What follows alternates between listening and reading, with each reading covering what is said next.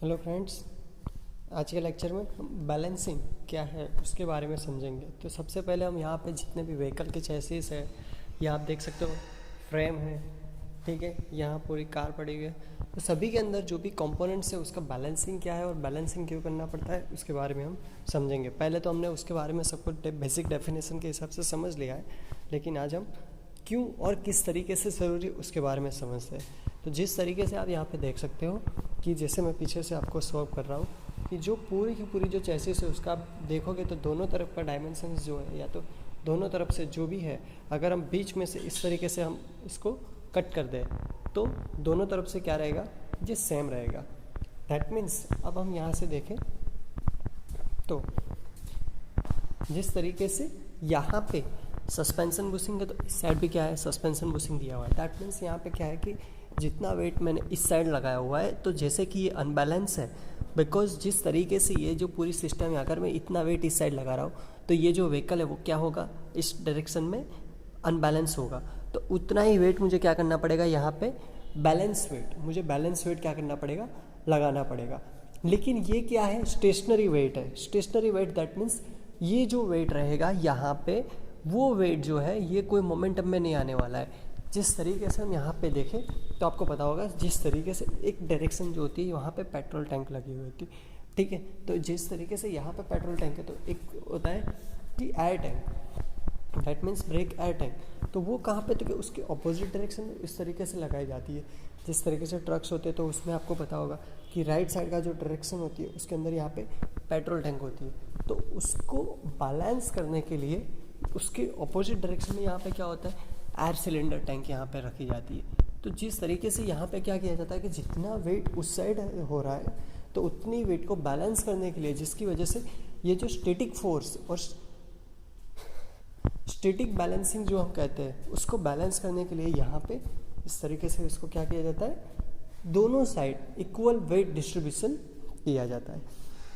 जिस तरीके से हम यहाँ पे डिफरेंशियल देख रहे हैं, अब ये जो डिफरेंशियल है आप देख सकते हो यहाँ पे कि दोनों साइड से हम एक्सल का डायमेंशन देखें तो दोनों तरफ से सेम है। बिकॉज यहाँ पे एक चीज़ है कि अगर डिफरेंशियल भी कोई एक पर्टिकुलर लोकेशन पे रहेगा सपोज, तो क्या रहेगा कि सबसे मेन चीज़ है कि ये जो एक्सल है, ठीक है, ये डिफरेंशियल, तो यहाँ पे जो एक्सल है अब रहेगा ये चीज़ कि जैसे जितना यहाँ पे ये कैप कम हो जाएगी तो यहाँ का और यहाँ का, जिसकी वजह से यहाँ का जो रोटेटिंग फोर्स होगा और इस साइड का जो रोटेटिंग फोर्स, तो जहाँ की लेंथ कम हो जाएगी तो जिसकी वजह से वहाँ का जो अप्लाइंग टॉर्क है वो क्या हो जाएगा, बड़ा ज़्यादा करना पड़ेगा हमको। वहाँ जो टॉर्क क्या करना पड़ेगा, हमको ज़्यादा देना पड़ेगा, जिसकी वजह से हो सकता है व्हीकल जो है जिस तरीके से ये स्ट्रेट डायरेक्शन में जा रहा है तो यहाँ का जो रियर लेफ्ट व्हील है, रियर लेफ्ट व्हील उस साइड में व्हीकल क्या होगा, स्ट्रेच होगा, यानी उसकी तरफ खींचा जाएगा।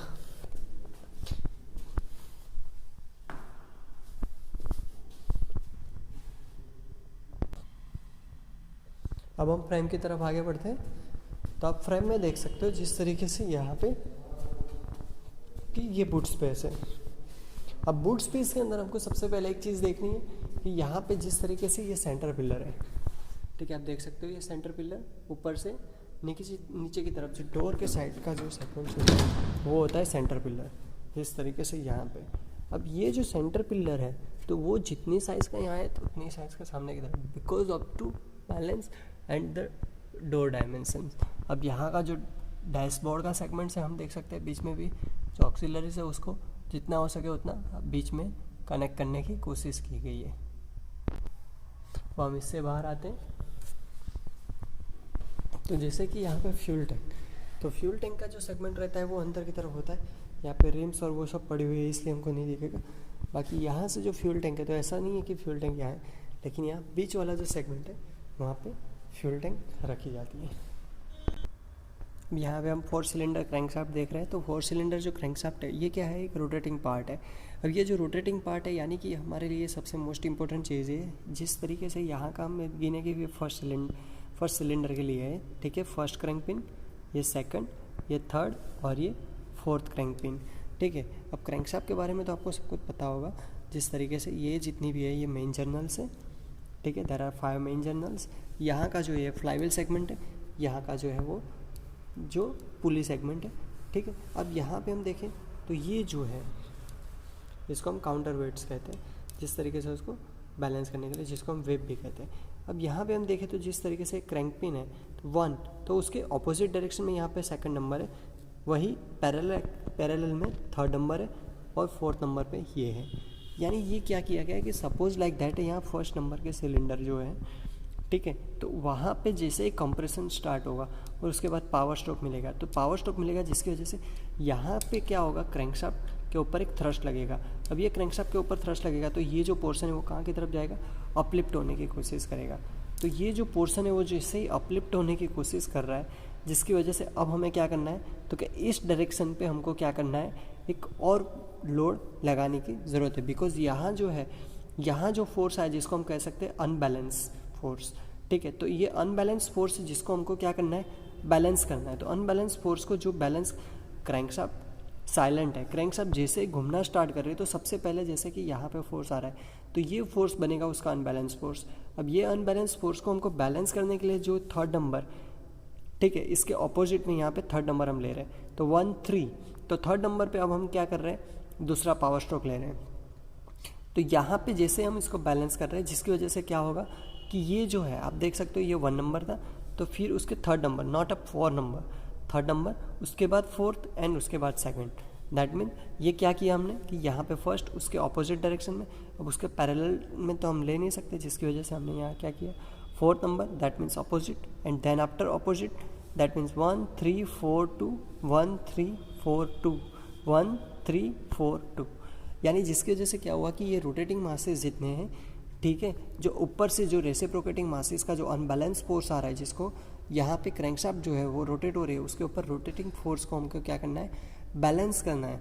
जिसके लिए यहाँ पे हमने क्रैंकशाफ्ट पे क्या किया कि जो फायरिंग ऑर्डर है उसके हिसाब से यहाँ पे 1 3 4 2, जिसकी वजह से यहाँ पे सबसे पहला फोर्स आएगा, ठीक है, इन अ पर्टिकुलर सेम एक्सिस, यहाँ पे एक ही एक्सिस है लेकिन डिफरेंट मैनर्स, कि जिसकी वजह से यहाँ क्या हो रहा है कि फर्स्ट जैसे यहाँ पे फोर्स अप्लाई होगा, जिसकी वजह से यहाँ से क्रैंकशाफ्ट जो है वो थोड़ी अपलिफ्ट होना शुरू करेगी। तो जैसे ही अपलिफ्ट होने की शुरुआत कर रहे हैं, जिसकी वजह से यहाँ पे जो अनबैलेंस फोर्स यहाँ पे क्रिएट हुआ है उसको बैलेंस करने के लिए यहाँ पे एक बैलेंसिंग मास लगाया गया। जो बैलेंसिंग मास, यानी कि ये ऐसा नहीं है कि ये फर्स्ट नंबर अनबैलेंस है तो ये बैलेंसिंग, दैट मीन्स पहले जैसे ही यहाँ पे पावर स्ट्रोक लगता है तो ये थर्ड नंबर वाला उसके लिए क्या बनता है, बैलेंसिंग मास बनता है। जैसे ही इस पे फोर्स आता है तो ये अनबैलेंस बन जाता है और उसके लिए बैलेंस कौन करता है, तो क्या फोर्थ नंबर। बाद में जैसे ही ये इसको बैलेंस करता है, लेकिन वो खुद भी एक अनबैलेंस फोर्स है, किसके लिए, तो क्या इसके लिए, यानी वो फिर फोर्थ नंबर है तो वो सेकंड इसको क्या करेगा, बैलेंस। यानी हर एक के लिए जिस तरीके से ये अनबैलेंस फोर्स था तो ये उसके लिए बैलेंसिंग बना, और इसको बैलेंस करने के लिए ये आया और इसको बैलेंस करने के लिए ये, यानी ये साइमल्टेनियस एक स्ट्रक्चर चलता रहता है, जिसकी वजह से हम क्रैंकशाफ्ट को साइलेंटली रन करवा सकते हैं। यानी ये रोटेटिंग मासेस जितने भी हैं, जिस तरीके से ऊपर जो कनेक्टिंग रोड जिस तरीके से अटैच होता है, तो कनेक्टिंग रोड जिस तरीके से यहाँ पे अटैच हुआ है इस तरीके से हम देख सकते हैं। तो ये जो कनेक्टिंग रोड जैसे ही अटैच होता है तो यहाँ पे पिस्टन जो है वो क्या हो रहा है, रेसिप्रोकेट हो रहा है। तो पिस्टन का जो थ्रस्ट आया यहाँ पे, ठीक है, जिसकी वजह से यहाँ पे जो है वो रेसिप्रोकेटिंग मास है। अब ये रेसिप्रोकेटिंग मास तब हम बैलेंस कर सकते हैं जब यहाँ पे जिसके साथ वो कनेक्टेड है रोटेटिंग मास, उसको हम बैलेंस करें। बिकॉज जैसे कि अगर सपोज कि यहाँ पे हमने फर्स्ट सिलेंडर के ऊपर यहाँ पे थ्रस्ट आने दिया और उसके बाद फायरिंग ऑर्डर के हिसाब से यहाँ पे ही हमने इसको फायर कर दिया होता, तो क्या होता, क्रैंकशाफ्ट यहाँ से क्या हो जाती, या तो फ्रैक्चर हो जाती, या तो हो सकता है कि उसका जो पॉइंट है, यानी कि ये जो एंड्स है वहाँ से वो अनबैलेंस होना शुरू हो जाती। जिसकी वजह से यहाँ पे हमने क्या किया कि जैसे यहाँ पे जो सिलेंडर के ऊपर ये जो सिलेंडर है, वहाँ से जो पिस्टन के थ्रू यहाँ पे क्या आया, हमको जो थ्रस्ट मिला, उसको ये अनबैलेंस मास को बैलेंस करने के लिए हमने यहाँ पे एक बैलेंसिंग और एक पिस्टन अटैच किया, और एक पिस्टन क्या किया हमने यहाँ पे अटैच किया, जिसकी वजह से यहाँ पे जैसे ये इसको हमने अटैच किया, जिसकी वजह से क्या हुआ कि इसके ऊपर जो फोर्स आया इसको इसने बैलेंस किया। अब उसके ऊपर जो फोर्स आया उसको बैलेंस करने के लिए हमने यहाँ पे और एक कनेक्टेड डिवाइस रखी। वो जो और एक कनेक्टेड डिवाइस, अब उसको बैलेंस करने के लिए हमने चौथी एक डिवाइस रखी कुछ इस तरीके से, और ये बन गया हमारी पूरी सिस्टम कि किस तरीके से पूरी सिस्टम वर्क करती है। यानी कि अब यहाँ अगर हम देखें तो आप समझ सकते हो कि किस तरीके से 4 सिलेंडर की लोकेशन भी हमने समझ में आ गई होगी आपको, किस तरीके से ये जो है वो फ्लाईव्हील यानी यहाँ से पावर ट्रांसमिट आगे की तरफ होता होगा, क्लच गियर बॉक्स वो सब। अब हमारे लिए यहाँ पे सब कंपोनेंट्स के बारे में नहीं समझना है, लेकिन उसकी बैलेंसिंग किस तरीके से होती है उसको समझना है। इसलिए जैसे यहाँ पे थ्रस्ट आ रहा है तो उसको बैलेंस करने के लिए ये है, लेकिन हमारे लिए इंजन को बैलेंस करना इसलिए मोस्ट इंपॉर्टेंट रहता है क्योंकि ऊपर से जो फोर्स आया वो क्या है, रेसिप्रोकेटिंग फोर्स है। अब रेसिप्रोकेटिंग मासेस जो है, ऊपर से रेसिप्रोकेटिंग फोर्स जो आ रहा है और यहाँ क्रैंकशाफ्ट क्या हो रही है, गोल घूम रही है।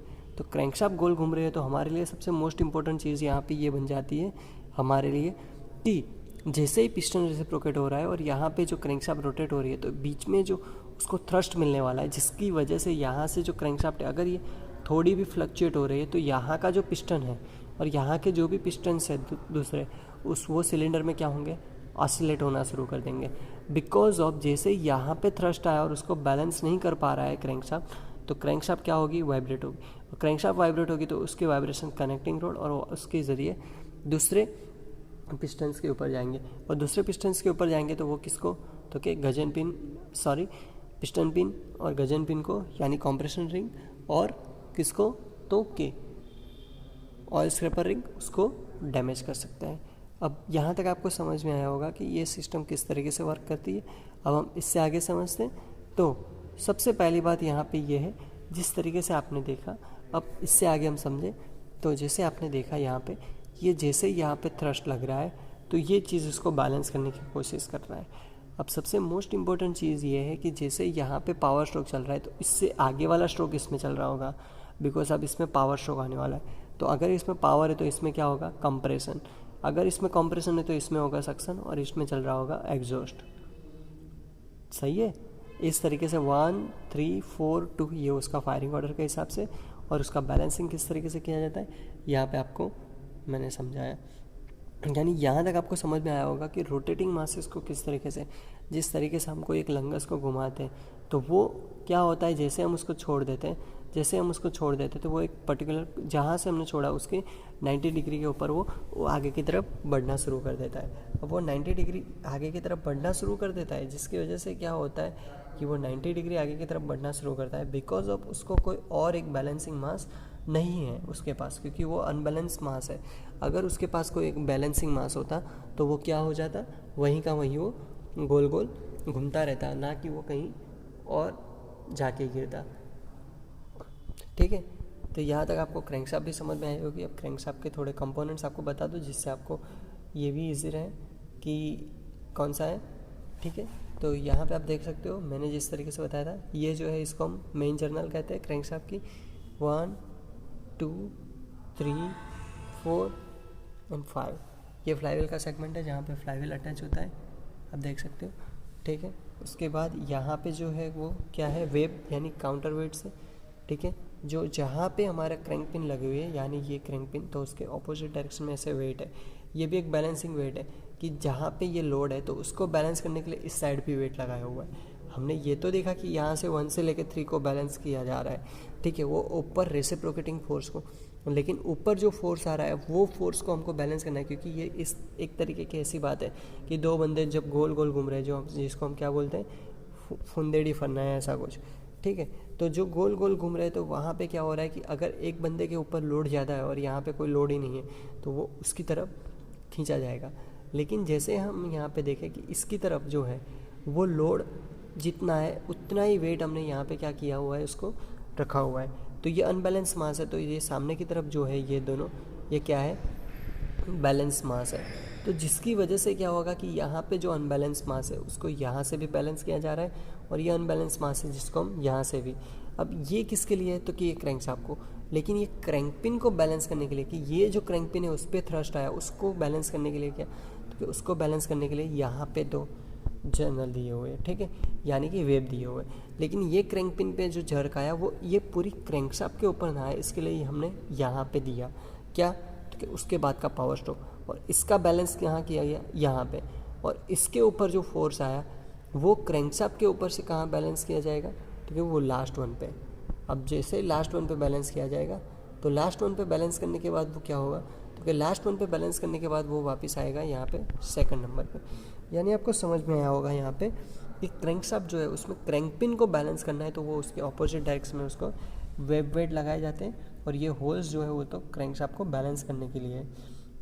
जिस तरीके से व्हील बैलेंसिंग किया जाता है इस तरीके से क्रैंकशाफ्ट बैलेंसिंग करने के लिए यहाँ जितना भी ज़्यादा वेट होता है उसको हम ड्रिल करके रिमूव कर देते हैं। ठीक है, अब यहाँ से हम आगे बढ़ते हैं तो जिस तरीके से अब हमको समझ में आया कि ये जो क्रैंक पिन है उसको बैलेंस करने के लिए यहाँ पे क्या है, एक्स्ट्रा ऑर्डिनरी यहाँ पे वेब दिया हुआ है। जो जितना वेट यहाँ होगा, यानी ये अनबैलेंस मास है तो ये क्या है, उसका बैलेंस मास है, और ये उसका सेंट्रोइड एक्सिस है। तो सेंट्रोइड एक्सिस से यहाँ पे हम देखें तो ये बन रहा है उसका एम, और यहाँ सेंट्रोइड एक्सिस से जिस तरीके से अब हम समझे तो आप ऊपर से देखोगे तो आपको समझ में आएगा कि ये एक लाइन है। तो ये जो लाइन है यहाँ पे जिस तरीके से, ठीक है, हम ऐसे पेन रख रहे हैं।